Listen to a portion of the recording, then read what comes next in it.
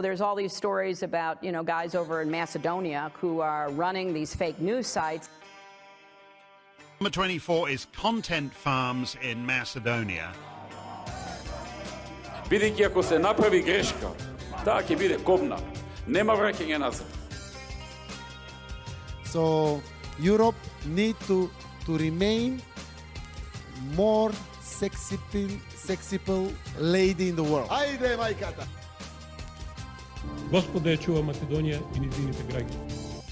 The big news this past week is that the government of Zoran Zaev and Ali Ahmeti will no longer allow private entities to use the name Macedonia in the title of their cultural association, business, non-governmental association, sports club, you name it, pun intended.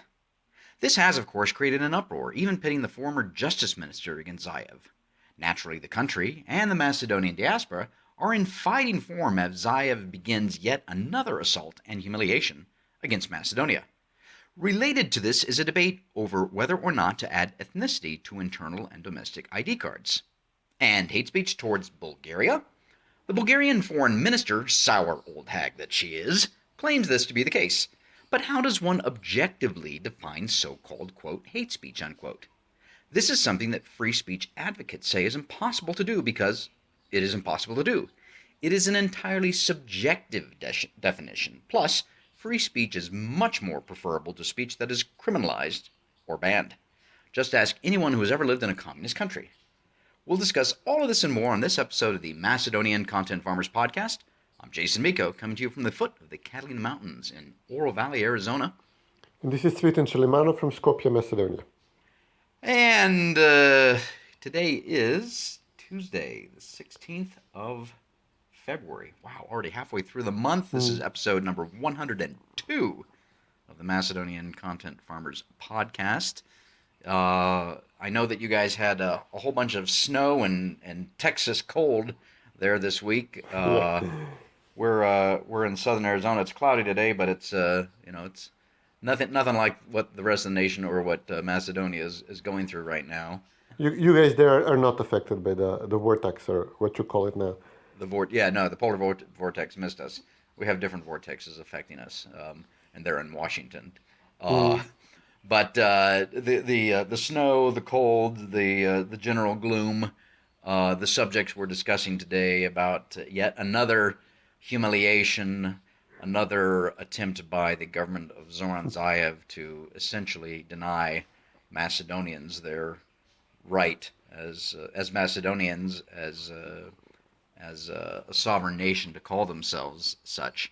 Gosh, let's start with the first one that mentioned there in the monologue, and that is that private entities. So the justice minister has said that he will no longer register legally an organization, whether it's a business or a cultural association, sports club, whatever, that has the name Macedonia in it, or Republic of Macedonia, or even FYROM, and the former Yugoslav Republic of Macedonia. I don't know who would do that in the right minds.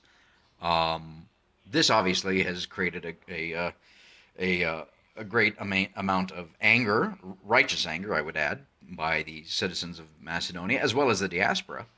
Zaev came out in support, but the former justice minister apparently said no. The so-called PRESPA agreement allows organizations, businesses, etc., to call themselves Macedonia. I'm thinking, Cvetin, of the famous Macedonia 2025, which in 4 years will probably need to change its name to Macedonia 2030 or something like that. If they had to re-register their name today, they wouldn't be allowed to do it, correct? It's difficult. I'm not sure, because as you say, the treaty is relatively out of mind of most Macedonians because we don't use North Macedonia. We don't encounter it, at least not often. But this is something that would directly affect you, in innumerable ways. You can't register, the Macedonian Chess Association or the Football Association or any kind of, the Zaev's own party is still the Social Democratic Union of Macedonia. Yep. Mm-hmm. The Soros Institute, which worked so hard to get us here, they're still Foundation Open Society of Macedonia, not of North Macedonia. Right. So it's these are two organizations which applied to register, and they wanted to use the name Macedonia in their name late last year. And one of them even wanted to be called ASNOM, which is short for the Anti-Fascist Assembly of People's Liberation of Macedonia, the convention, the Congress of Macedonian Partisans during the Second World War, when the statehood was declared of Macedonia, and they were not allowed. So not only Macedonia, but even ASNOM was not allowed. And normally you just register in the central registry. It should be a very quick procedure, especially for private businesses, but also for organizations. But now apparently they made it so that if you're using Macedonia in the name, it goes to the Justice Ministry. It's a longer procedure, and you're in the end automatically denied. And first we thought they're joking because this is so far-fetched. It's really unbelievable overreach. But then the Justice Minister said, yes, we will not allow future registrations. He did not say if they'll be going back and forcing everything in the country to rename itself. There was a bunch of meetings with the Greek foreign minister recently, and apparently they are now pushing for, they have more demands from Zaev after being relatively quiet since Mitsotakis has been in power. And they are now, this is probably something like a quarter of the way there, just to stop registering new companies, organizations, if they have any financial connection with the government. And given the size of our government, that's virtually every... That's every human being. Yeah, I mean, you can just... If you even ask for reimbursement of taxes, then you're on the hook. Well, I guess technically, since everybody's on the government, the state health system, that's your health care is provided by the government. So, yeah. Well, you know what? As the former President Obama said here in the United States, government is the one thing that unites us all, and we look to government because government is our savior and our protector. So. Oh God, that guy. Yeah. But it's going to be ugly if they try to implement it.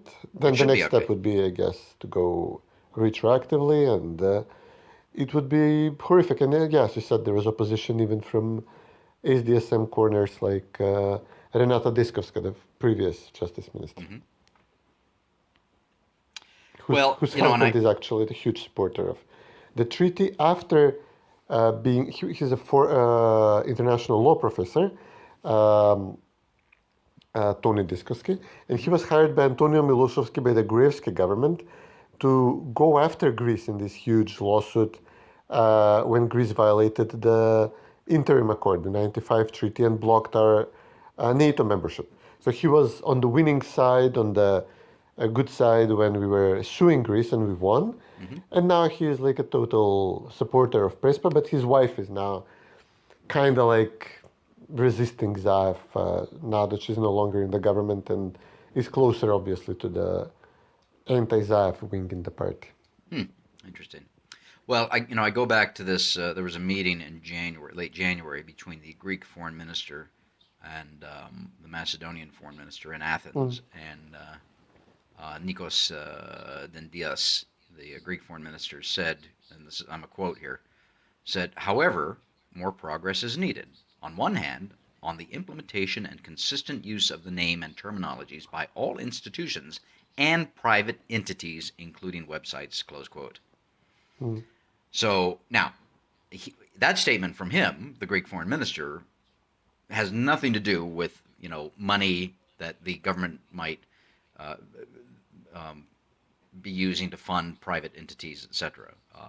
As you mentioned, tax rebates, things of that nature. It just said all public institutions and private entities, including websites.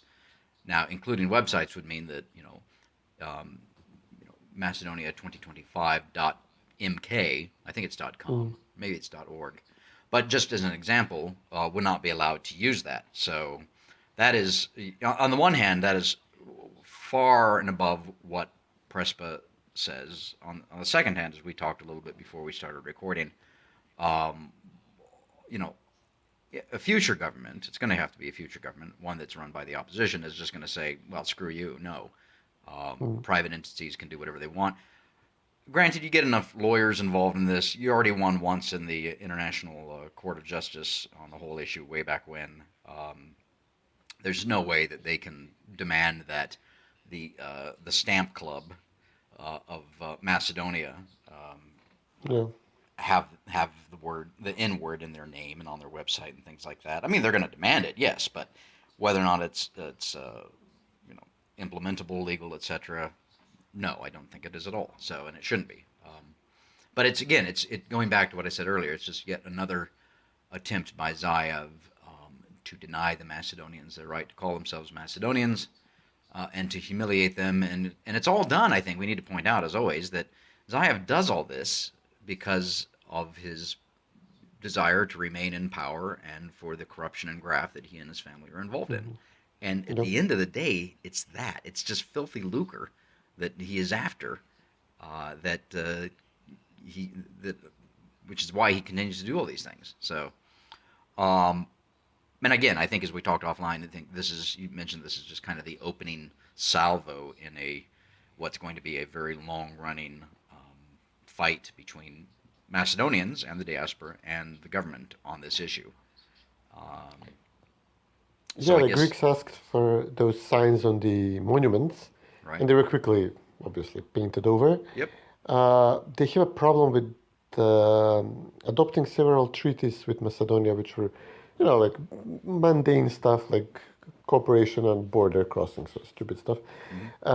And they can't go through parliament because the Syriza party is pushing the conservative party, the ruling conservative party, telling them, okay, now let's do a person-by-person vote, and let's see you vote in favor of these elements of the Prespa Treaty which you opposed for so long.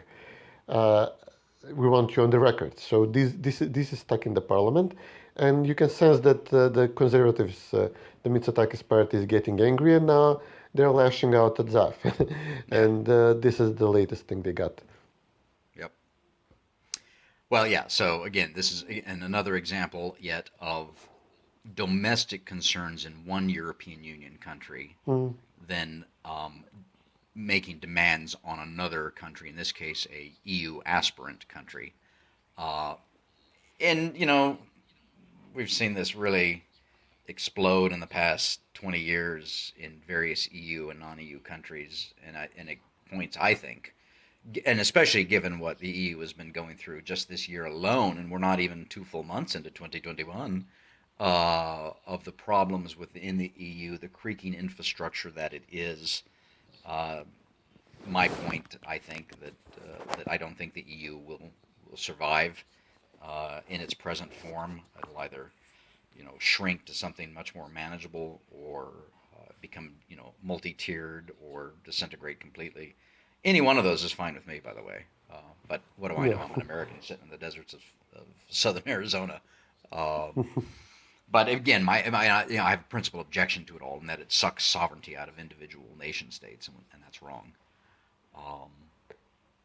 Anyway, this issue, the whole registering of associations, businesses, etc., with the name Macedonia, leads into the next issue we wanted to touch on, which is the identity cards. Now, you know, we do this podcast. You know, it's in the English language, with you as a Macedonian, me as an American, from a conservative standpoint, and it's good to get the different perspectives and whatnot. Here in America, we don't have ID cards. You know, we don't. I know it's a very, especially for voting. That's a whole nother issue, my friend. But we don't have these domestic internal ID cards that we have to carry around. That, you know, papers, please. That we have to show the authorities when they demand them. But you do. I think most European countries do, if I'm not mistaken. Yeah, I think so. Yeah. And in the past, these ID cards, which are, you know, look like a credit card, they're plastic, they're laminated, and they got your your name, your birth date, I guess you have an ID number, something similar to our Social Security number. Yeah. Now there's a big debate over whether or not to include ethnicity on these cards. So, this is a big brouhaha that's just broken out. What's it all about?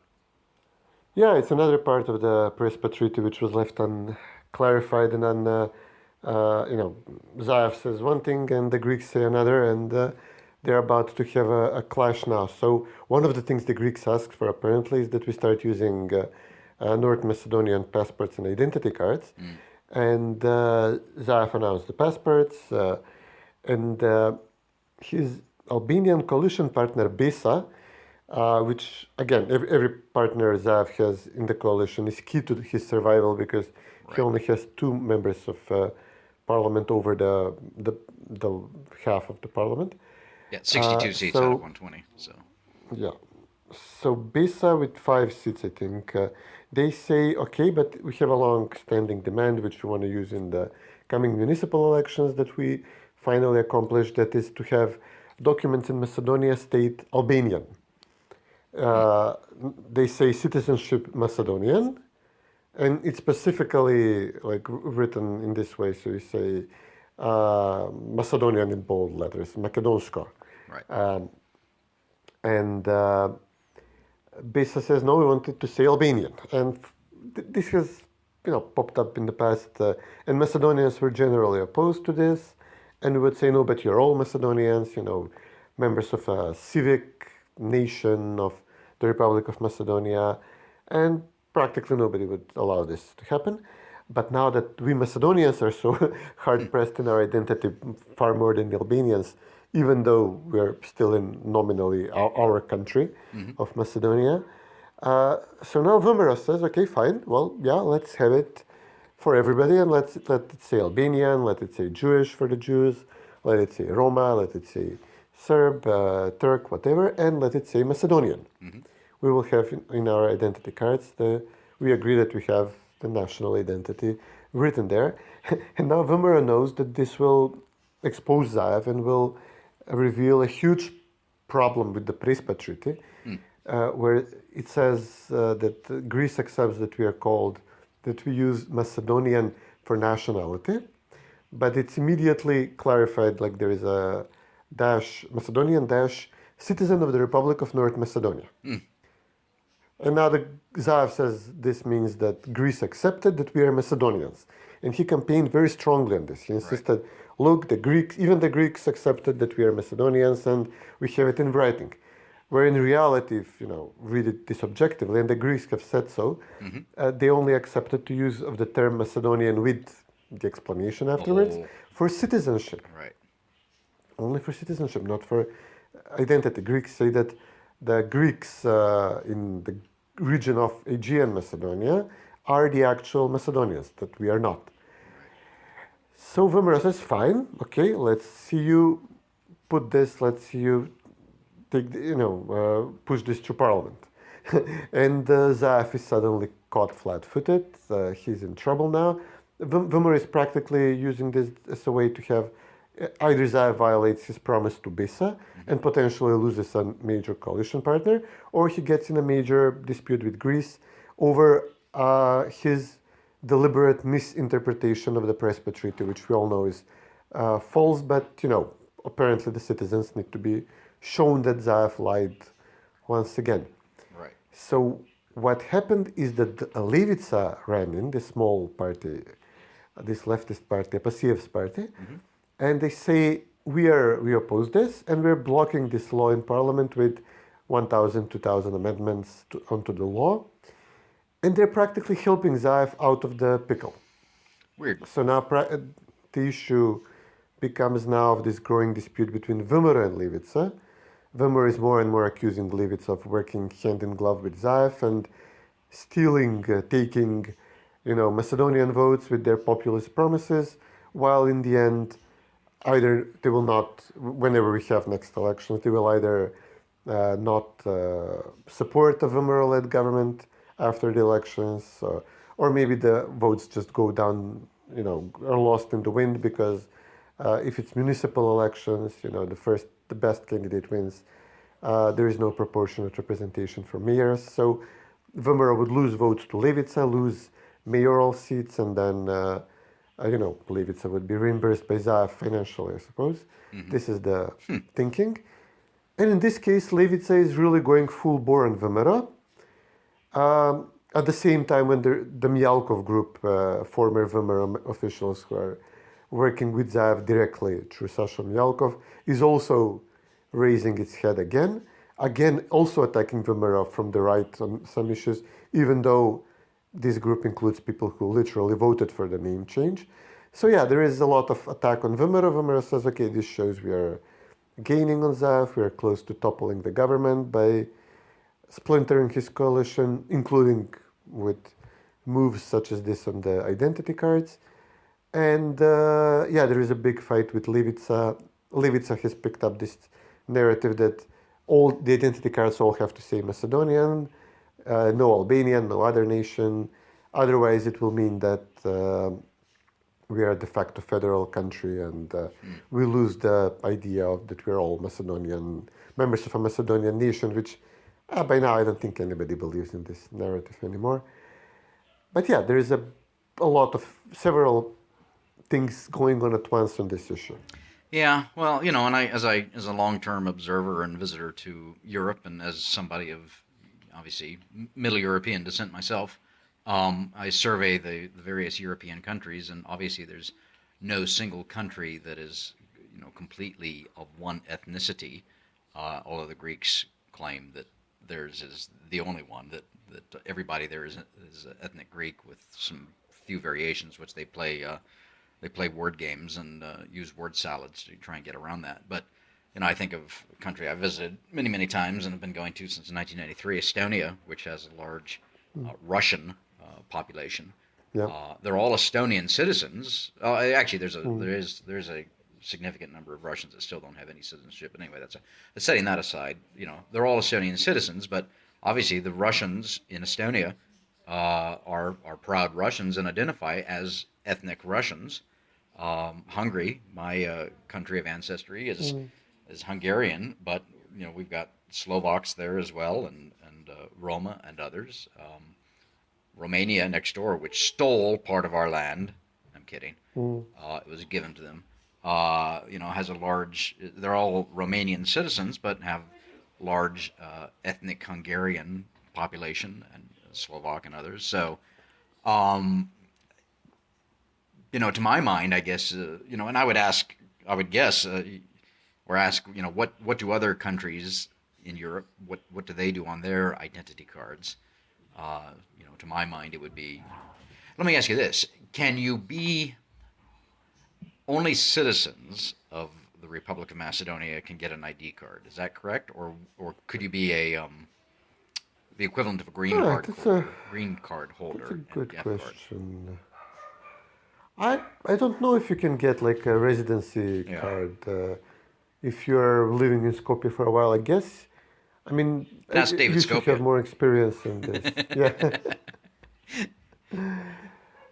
Did you have anything like this when you lived here for No. You had a work permit of some kind? No. No, I think I did have a I think I had a work visa. Or a visa. Yeah, I had a work visa. Okay. Yeah, obviously, but but that's it. So yeah. I mean, legally, we are obliged to carry the identity card everywhere we go, and the police has the right to stop us and ask for it. And you can use this for, in the rare occasion, the supermarket lady asks for, when you're buying alcohol. When I was younger. Sure. And kids going into concerts. I remember I would be asked, to show the. Sure. And of course, when voting, I mean, we have this weird thing about carrying our papers when voting, and you don't, and that's how you got Biden, but we do, but then still the Biden administration or the State Department decides who wins anyway. Yeah. So they have to go through the extra step of hacking our electoral commission. But I have it all the time. I mean, we all have to carry it. Yeah, well, to use an expression from the American South, that dog don't hunt here. Doesn't sit well with us, because the idea that I have to, if I'm going to go out for, a jog around the golf course here. I don't want to carry anything with me except my keys.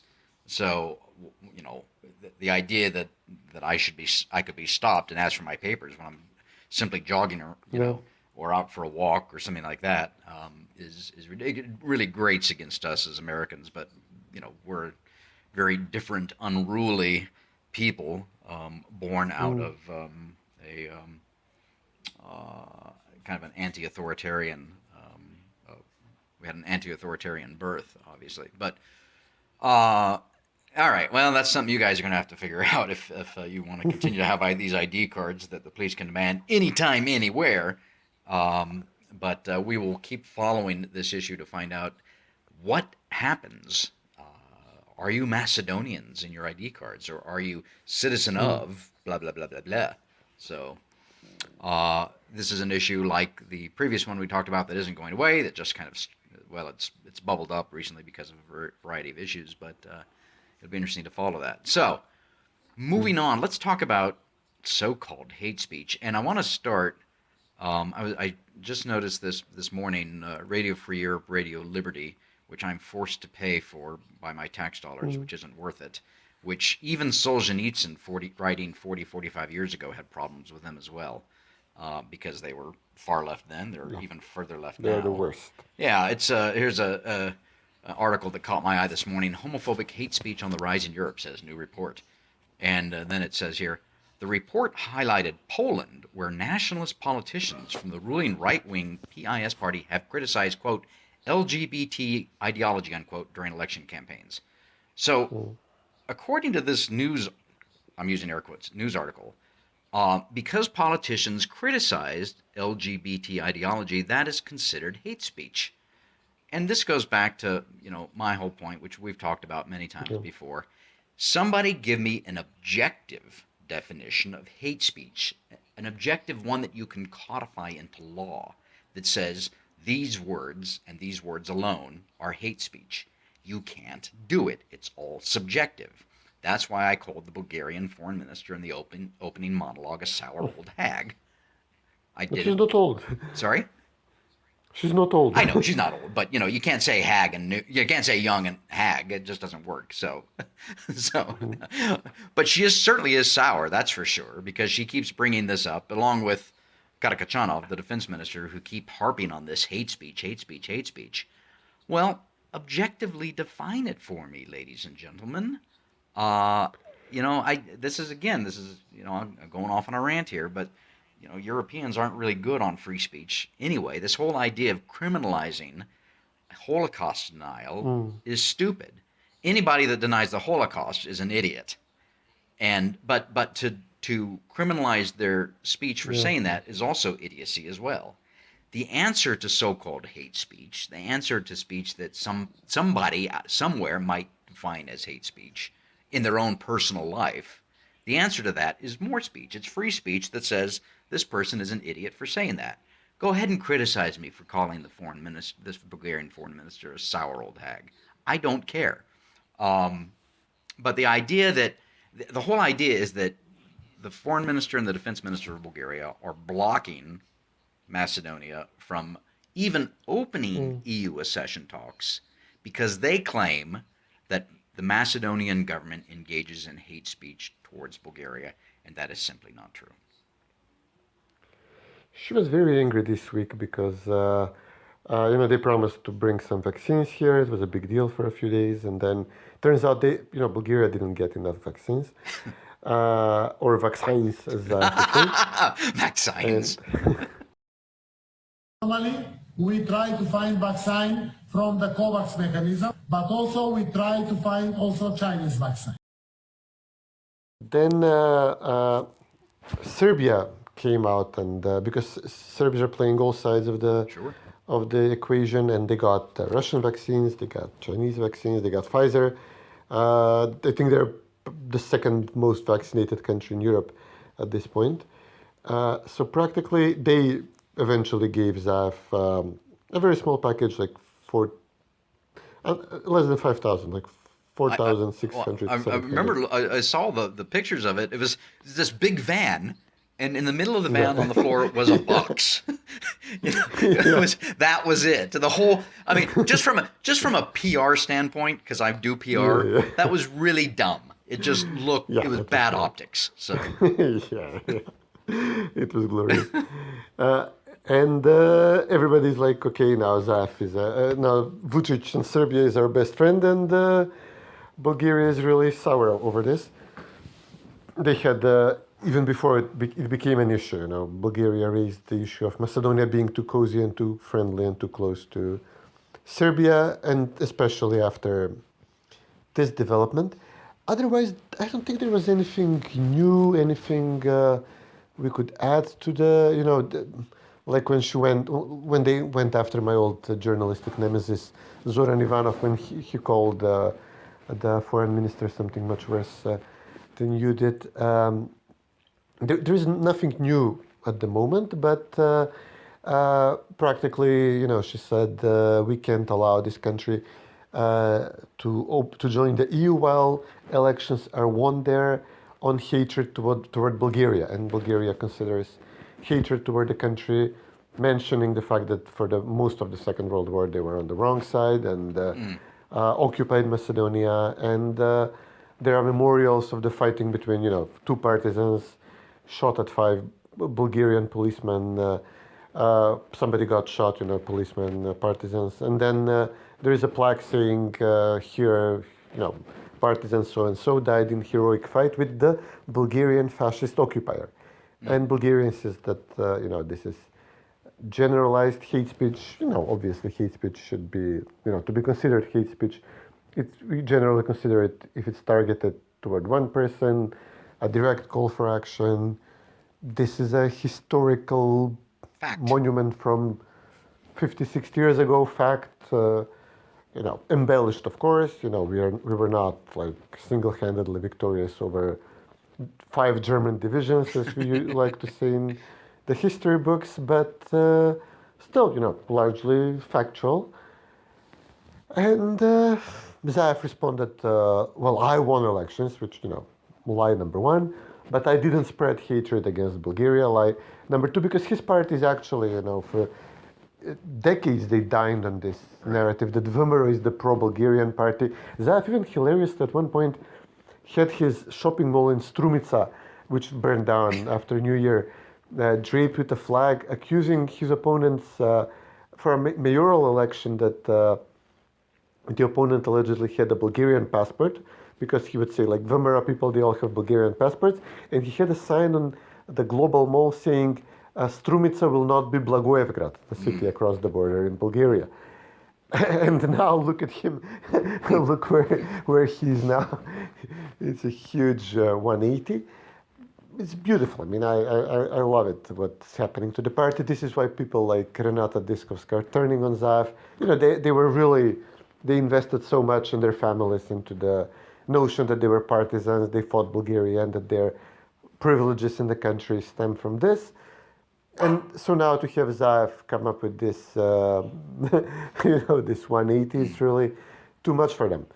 But I really don't know what the best answer, and I'll close on this, was who raised this actually in Bulgaria? Somebody asked them, there is a Serbian guy who made some comments about some Serbian historian of official capacity somewhere, like a director of some Institute of National History or something. And he said, Bulgarian occupation of eastern Serbia, two cities in southeast Serbia are practically Bulgarian, and Bulgaria took them in World War II.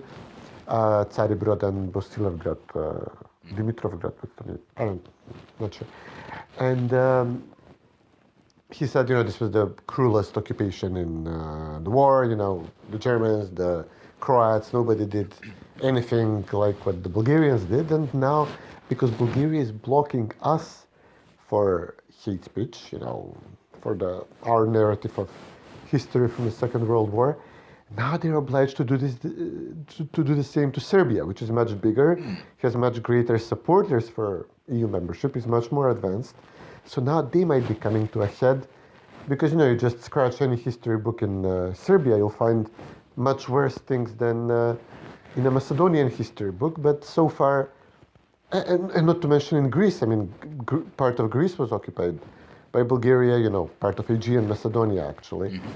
On this issue, I'm neither here or there who's the occupier.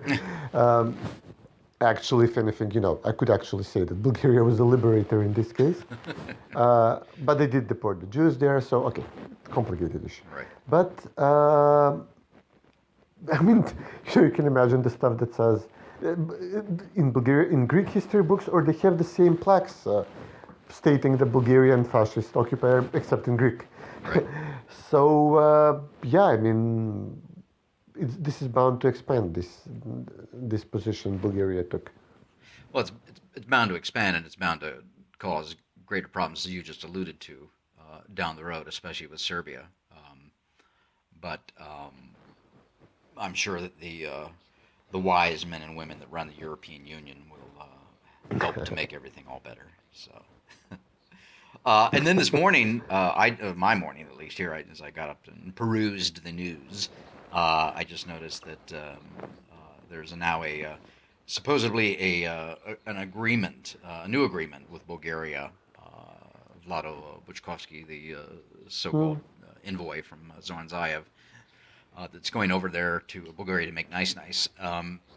They've announced that there's some document or annex or whatever it is you want to call it that they're going to agree to next week, but we don't know the contents yet, correct? Yeah, it's still not. I mean, there is the German ambassador said that we're doing something on this issue, and it's possible that we are getting. I mean, Zaev and Borisov are getting somewhere. Borisov would like this before the elections. I mean, because, you know, this is why they hated Gruevski, Right. the Greeks and the Bulgarians. He wouldn't budge, and they were made to look stupid before their domestic voters when they would raise an issue with Macedonia, and Macedonia would just say no. But that is why they wouldn't raise the issue again, because, you know, they knew the answer would be no, and they stopped pushing. With Zaev, they can't stop pushing because the answer is, maybe even after a while, but the answer will eventually be yes. Yeah, it's very likely there is something before the elections there. Some kind of addendum to the 27 treaty Zaev signed with Borisov, and I mean, Bulgarians want stricter treaty, which would provide, like, in 6 months you need to amend the constitution to say this or that or the other. In a year you need to introduce the new history books or abolish history as a class altogether, which Zaev is pushing now. Seriously? Yeah. Seriously? Okay, that's new to me. This is new to me. He's a... No, we discussed this, no? Well, no, there was the idea of rolling it all into one course. Well, yeah, So, that's, okay, that's right, the thing. yeah. Yeah. I mean, this is a great excuse to, you know, to rewrite the history books and give it, you know, give the Bulgarians whatever they want on the issue. So the treaty will be much more precise because, you know, Bulgarians are angry that after the 27 treaties, I have signed the 2018 Prespa Treaty, which is much more specific, detailed, much more intrusive, provides for constitutional change and strict deadlines, while their treaty is much more wishful thinking, and, you know, they have to pressure Zaev with the veto to get what they want. And it will definitely include some kind of, just like the Prespa Treaty has an explanation that the Macedonian language is a Slavic language, and you know, Macedonians, when they say Macedonians, they refer to their culture and tradition, which is not the same as the Hellenic times, something like that.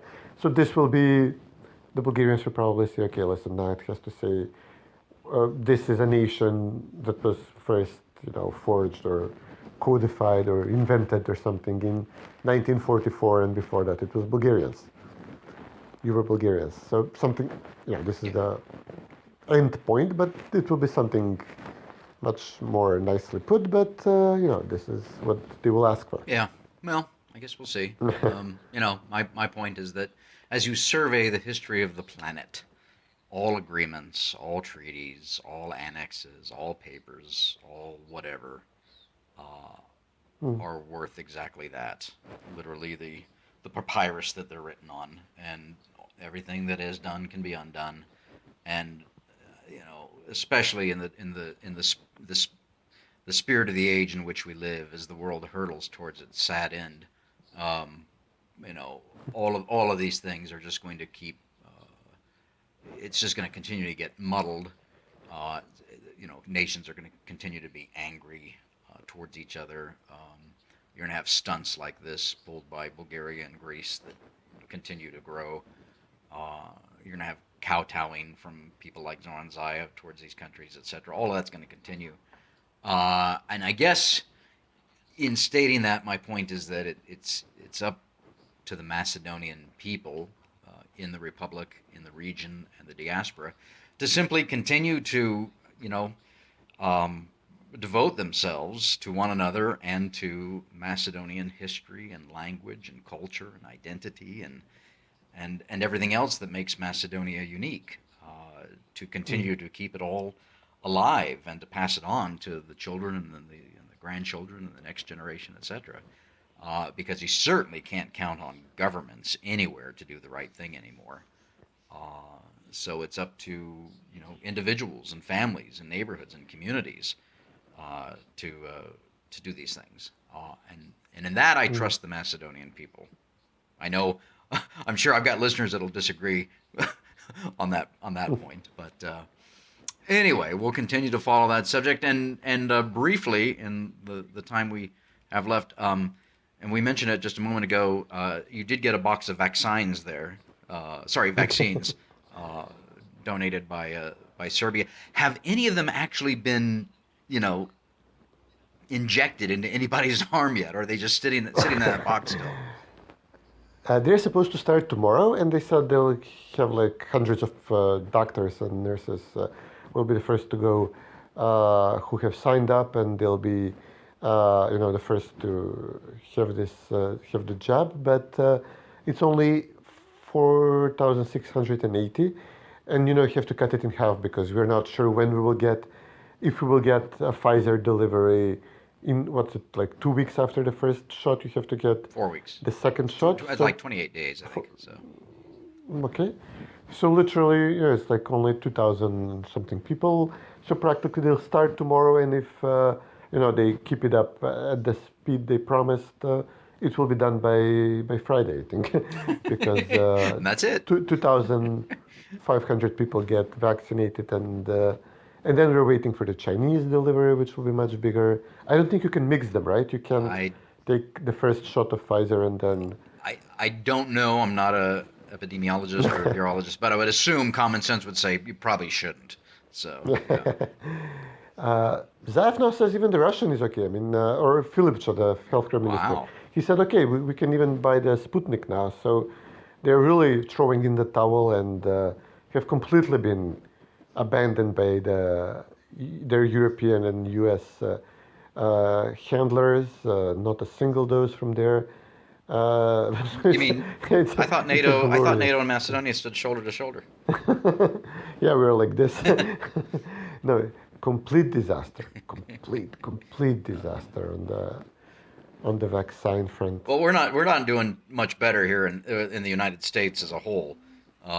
Individual states, West Virginia of all places leads the country in vaccinations, which to the chagrin of many of our East Coast and Left Coast elites, which I find hilarious. But yeah, you mentioned the Serbs. And they're already immune from the moonshine. So. Yeah. Well, you mentioned Serbia is one of the leaders in Europe, which I find hilarious as well. But anyway, all right. Well, we'll continue to follow that issue as well. Anything else for the good of the order? No, I mean how much stupidity can one small country produce in a week? Oh, quite a bit actually. Well, yeah, apparently so. Depends on your leadership. So. Yeah, we didn't even get to Zaev's latest sexual remarks. Well, I see. I do see that our friend, the Prime Minister in Slovenia, his government survived the vote of no confidence. Oh yeah, that's good. Good to have a friend in the region still. So. Before the wave of colored revolution sponsored by the State Department resumes. Yeah, indeed. All right. Good talking to you, Cvetin. Yeah, you too, buddy. Take care.